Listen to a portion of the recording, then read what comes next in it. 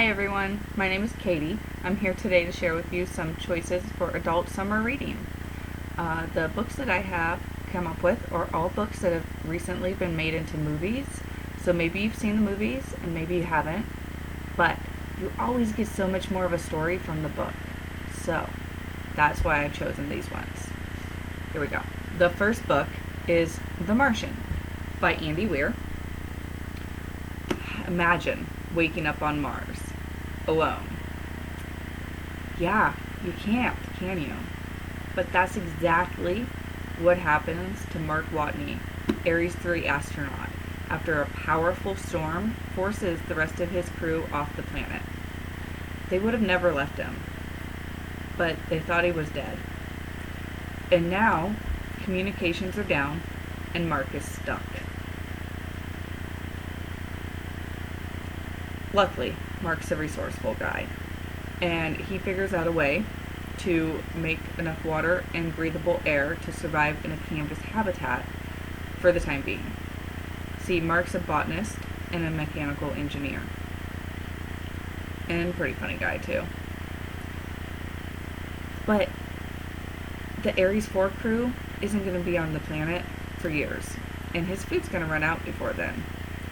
So Mark sets off with a rover to pick up the Pathfinder and Sojourner rover to communicate with NASA. And NASA gradually starts to pick up that Mark is still alive. So once they start to communicate, NASA and Mark start coming up with ideas about how they can get him off of the planet. Once NASA decides to tell the Ares 3 crew that Mark is still alive, the crew has ideas of their own, like going back for him.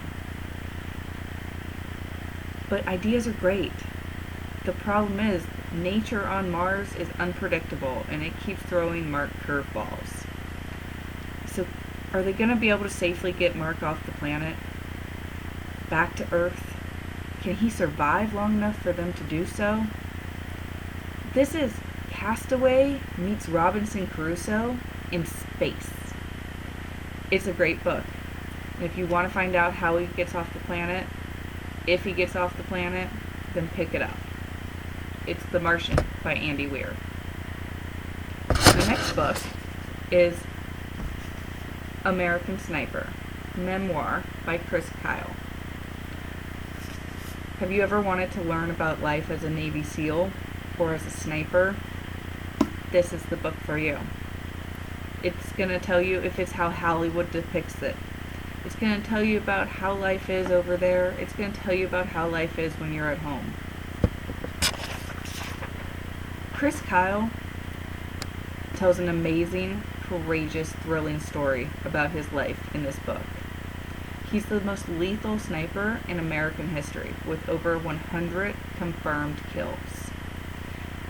He has 4 tours of duty in Iraq, and he's going to shed some light on just what his life was like over there.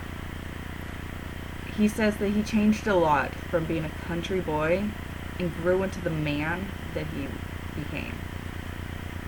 This book is set in the time period from about 1999 to 2009. Tells about Mark growing up in Odessa, Texas. It tells about him joining the Navy and why he joined as a SEAL after 2001. He trained for a SEAL in Coronado, California.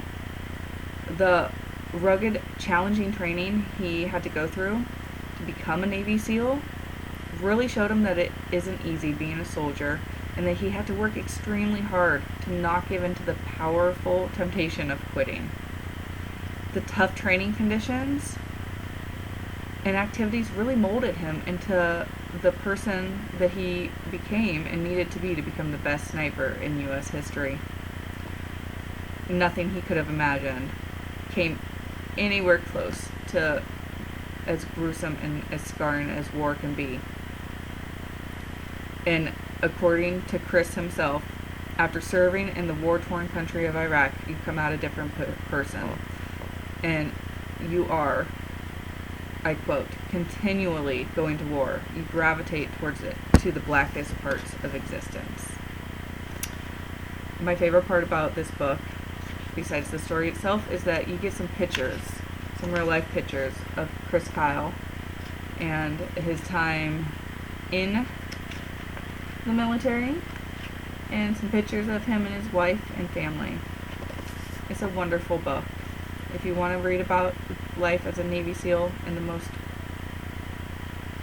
deadly sniper in American history, pick it up. American Sniper by Chris Kyle. Alright, my next book I have 2 copies of. The book originally is The Taliban Shuffle by Kim Baker. But when they made it into a movie, they changed the title to Whiskey Tango Foxtrot. This is confusing because there's another book called Whiskey Tango Foxtrot. This one says that it is also The Taliban Shuffle, though, and The Taliban Shuffle says that it is a major motion picture Whiskey Tango Foxtrot. Now, if I haven't confused you, here we go, and I'd like to read a little bit from the book.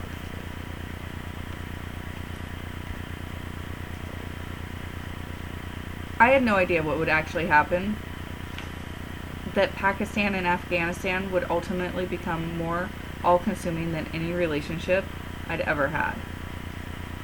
That they would fall apart, chunk by chunk, but even as they crumbled, they would feel more like home than anywhere else. I had no idea that I would find self-awareness in a combat zone. A kind of peace and chaos. My life here wouldn't be about a man, or God, or some cause. I would fall in love, deeply, with a story, and with a way of life. When everything else was stripped away, my life would be about addiction. Not to drugs, but to a place. And I would never feel as alive as when I was here. The Taliban Shuffle follows the story of war journalist Kim Baker from 2002, and when she chose to change directions in her life and in her career and head to Afghanistan. How does one place become all-consuming to somebody who isn't from there and only went there because they were bored with their job? How does Kim come to realize that she's addicted to the life over there and it's not healthy for her? How does she know it's time to go home? Follow this funny, heart-pounding, heart-wrenching book and learn about the events that unfolded in the Forgotten War by reading The Taliban Shuffle or Whiskey Tango Foxtrot by Kim Baker.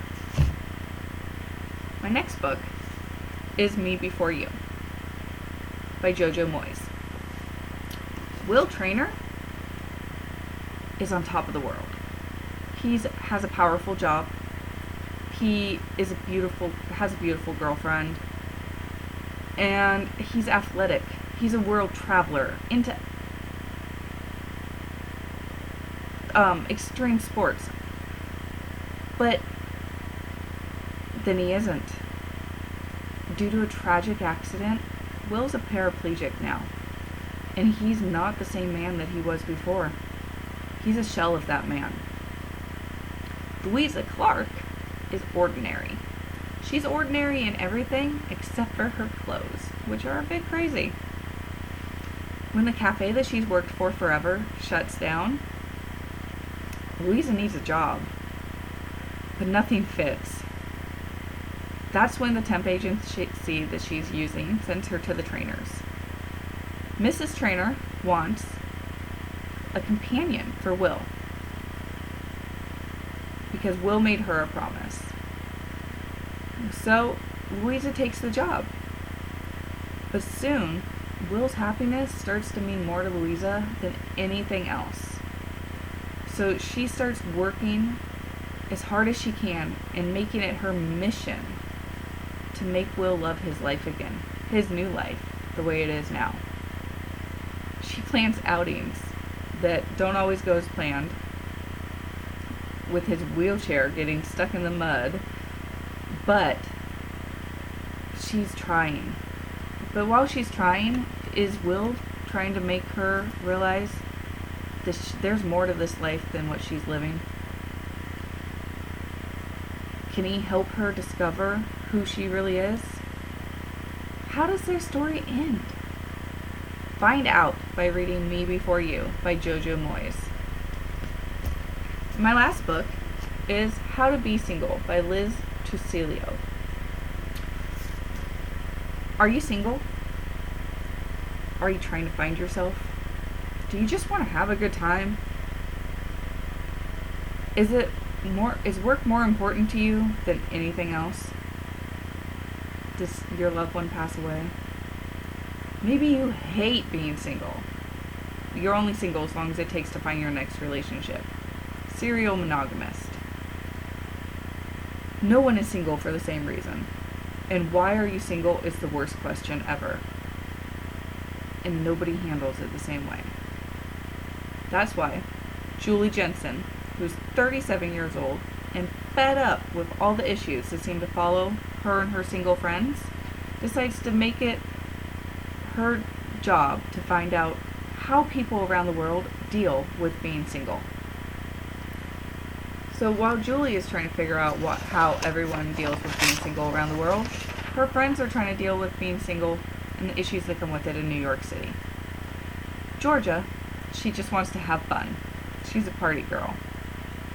There's Alice, who is holding out for Prince Charming, because one day her life will be perfect with him. And then there's Serena, who is forever working on herself. She reads far too many love yourself books, and people hardly even notice she's around anymore. Last but not least is Ruby. Ruby's great at relationships until they end, and then she's not so great at them. Why are these girls all single? Are they single for the same reason? Do you want to know how it works out for them? Do they find love? Do they decide that they love being single?